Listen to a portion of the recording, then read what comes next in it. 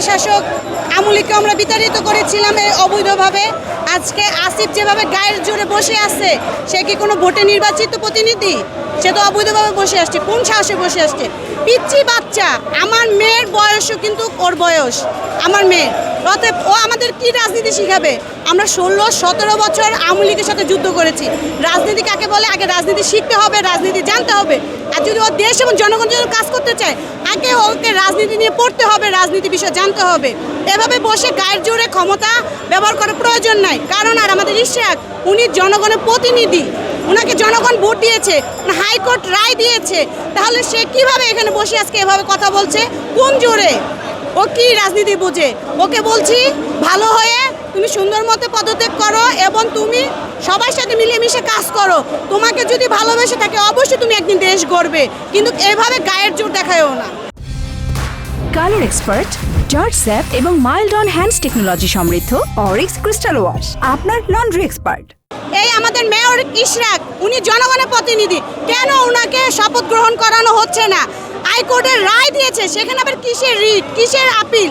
সেখানে রায় হয়ে গেছে, সে জনগণের প্রতিনিধি, তাহলে আবার কিসের রিট করেছে? তাহলে কি ওনারা কি সেই স্বৈর শাসকের মতন আবার অবৈধভাবে আদালতকে ব্যবহার করতে চাচ্ছে? কোনোদিন সম্ভব হবে না। আমরা বিএনপি, আমরা রাজপথে ছিলাম, থাকবো, যতদিন লাগে আমরা এই আন্দোলন সংগ্রাম করে যাব। তবু আসিফকে বলছি তুমি ভালো হয়ে যাও। বাংলাদেশ জাতীয়তাবাদী দল বিএনপি বিগত 17 বছর ধরে আমরা গণতান্ত্রিক অধিকারের জন্য আন্দোলন করতেছি।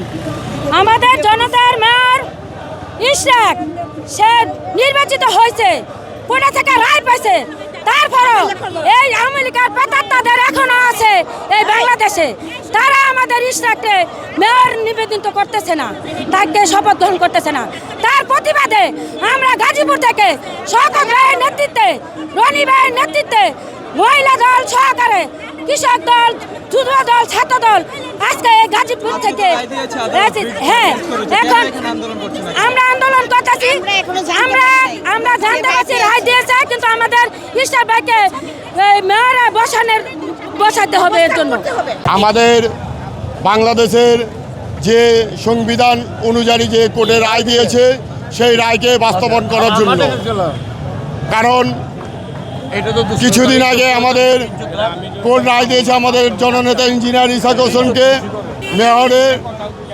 মেয়রের পক্ষে রায় দিয়েছেন, এবং নির্বাচন কমিশনার সেই গেজেটও প্রকাশ করেছে, কিন্তু তাকে শপথ না দিয়ে টালবাহানা করছে বর্তমান সরকারের কিছু অসাধু উপদেষ্টা।